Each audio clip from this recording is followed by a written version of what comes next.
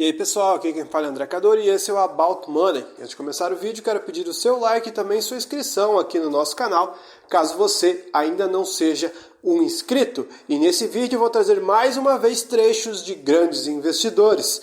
E dessa vez eu vou trazer um trecho de Luiz Alves Paes de Barros.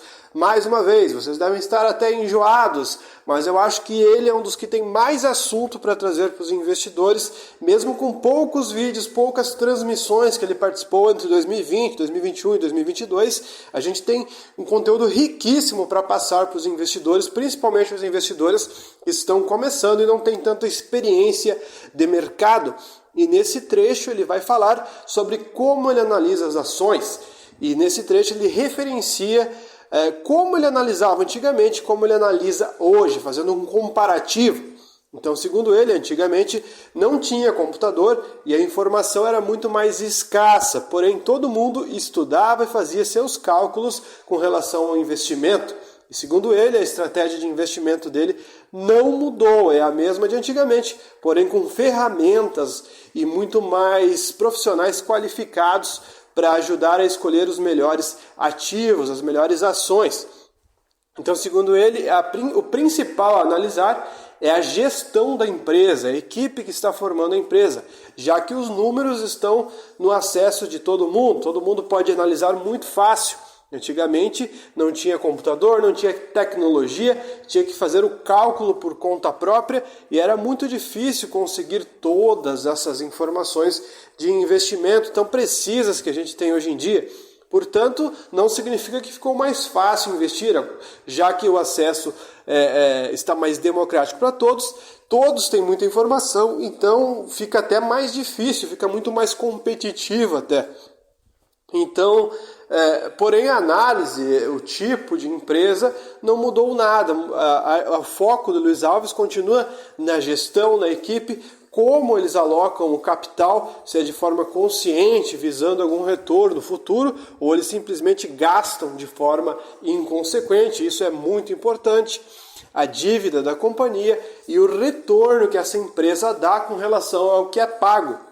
Para ele isso é primordial. Então, segundo ele, ele prefere ficar longe de empresas que não dão retorno, assim como fintechs, por exemplo, que são empresas que apenas prometem um lucro futuro e muitas vezes não concretizam aquela promessa que está acontecendo.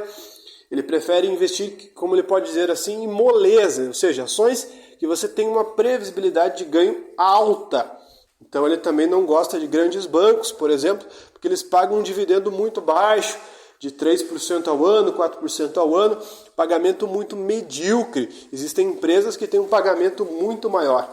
Então ele busca ações que no passado negociavam um determinado preço e hoje negociam numa média histórica muito menor de preço com relação ao que ela realmente vale, com relação ao seu valor justo. Esse é o segredo de achar as molezas na bolsa. Alguns grandes exemplos que ele cita é Petrobras e Vale. O vídeo é de 2021, 2022, porém ele vale até hoje porque as empresas da Vale e Petrobras sempre estão a um preço muito barato com um bom pagamento de dividendos. Se isso vai se manter e o governo vai permitir, por exemplo, que a Petrobras se mantenha a essa negociação baixa, a gente não sabe se os dividendos vão se manter. Porém a Vale, por exemplo, é um grande case de sucesso de uma empresa que está sendo negociada a preços muito abaixo da média histórica que ela negociava no passado. Então a Vale é uma empresa interessantíssima. Então, segundo ele, ele busca e sempre buscou empresas assim, moleza, como ele chama. Empresas que você aloca o capital, ela está sempre barata e tem um potencial de dividendo alto. Portanto, esse dividendo segura a cotação. Se você tem uma empresa que dá lucros altos, está barata, e paga bons dividendos retornando capital para o acionista, você tem muito mais segurança em comprar as ações quando elas despencam de preço ou quando elas ficam num nível de preço muito barato, como é hoje em dia, onde as empresas parecem que estão empacadas, sempre estão ridicularmente baratas e nunca sobem. Já faz muito tempo que a gente não chega a um momento que a gente pode dizer que as ações brasileiras estão caras. Desde 2008, a gente não tem uma precificação do preço justo das ações ou de um preço mais caro das ações. elas caíram bastante no governo Dilma, na pandemia elas ficaram travadas e agora a inflação está destruindo o retorno das ações.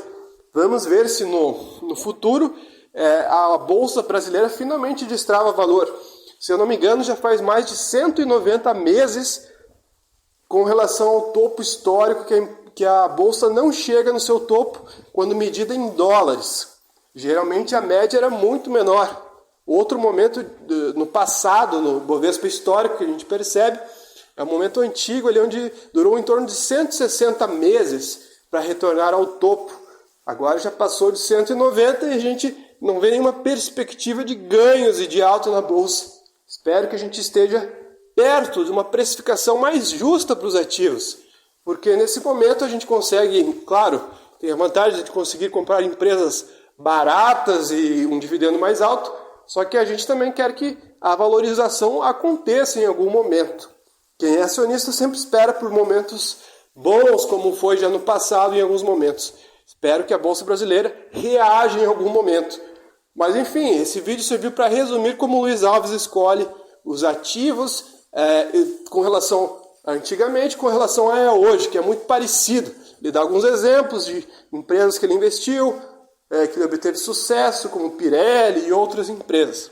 Mas enfim, fiquem com o corte e aproveitem todas as informações que ele vai repassar para vocês. Fez também para o César Paiva, do Real Invest, e para o Anderson, da empresa. Até queria pedir para o seu Luiz, se ele for falar, se ele puder falar para a gente, né, se ele estivesse começando hoje na Bolsa de Valores, com sei lá, 15, 16 anos, qualquer idade, quais papéis hoje, talvez, com aquele dinheirinho ali, R$1.000, R$2.000, ele compraria, seu Luiz? Não. Eu não entendi a pergunta. Está muito baixinho o som para mim.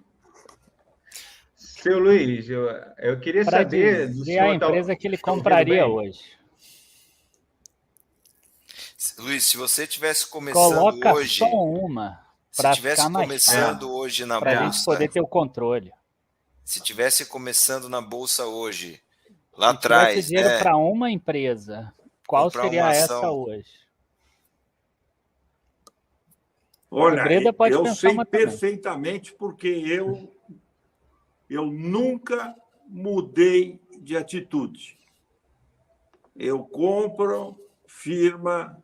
Naquele tempo, quando se falava muito, nos falava em EBITDA. As inflações eram muito grandes, não dava para medir o EBITDA com tanta facilidade, não existia computador, portanto, todos os cálculos eram mais difíceis. Você tinha que analisar, lendo o balanço horas, lendo notas, conhecendo as pessoas. E eu continuo do mesmo jeito que eu agia quando eu tinha 16 anos, é o mesmo jeito que eu ajo hoje. Ações com pouca dívida, um negócio razoável, uma administração correta, de gente simples, sem mania de muita grandeza, e que retribui ao acionista um bom retorno e que aloca o capital de forma consciente para ganhar o recurso para frente. Portanto, eu elimino qualquer firma de fintech, qualquer banco que dá 2% a 3% de dividendo, que é o que um banco dá hoje, um grande banco, e procuro as ações que caíram muito e já estiveram muito altas tempos atrás. Porque, no caso da Petrobras, hoje ela está 20% do preço médio dele histórico. Então, se ela tem uma história de 5 vezes acima do preço que está hoje, esse é o papel que eu vou comprar. O assunto de petróleo ainda existe, ainda ela está investindo, liquidou todo com Lava Jato todos os erros administrativos, e ponto. É a mesma coisa. Eu sempre comprei Vale do Rio Doce, muitas vezes ganhei, muitas vezes perdi. E ela está de pé até hoje. Hoje, essa está bem abaixo da média, mas muito abaixo da média histórica que ela sempre teve. Eu me lembro quando eu tinha o primeiro apartamento que eu vendi, que passei a morar em casa alugada para ter dinheiro para operar na Bolsa. Eu peguei o cheque que eu recebi do apartamento, comprei a ação da Pirelli. A Pirelli era muito ativa na Bolsa, anos depois fechou o capital, e eu botei aquele cheque e meu pai olhava e falava, você é louco, põe tudo numa ação só, compra tudo. Uma semana ou duas depois, a ação dobrou, eu fiquei satisfeito, e pronto. Mas, e essa Pirelli eu vinha estudando, as fábricas, analisando, era a única fábrica de pneu aqui no Brasil, começou a indústria automobilística brasileira.